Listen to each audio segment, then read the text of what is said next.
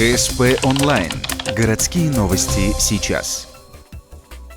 Пятница, 10:30. Парк культуры и отдыха на несколько часов превращается в волшебную поляну. Всему виной традиционный праздник сказок «Маленькая страна». В нашем городе он проходит с 2013 года. Участие в фестивале принимают 5 городских и поселковых библиотек, учреждения культуры, 10 летних площадок. На этот раз жители чудесной страны окунаются в волшебство коми-сказки, ведь праздник посвящен 95-летию образования республики. Нам рассказывали вчера одну сказку, точнее две, про богатыря Пера и Ягморт.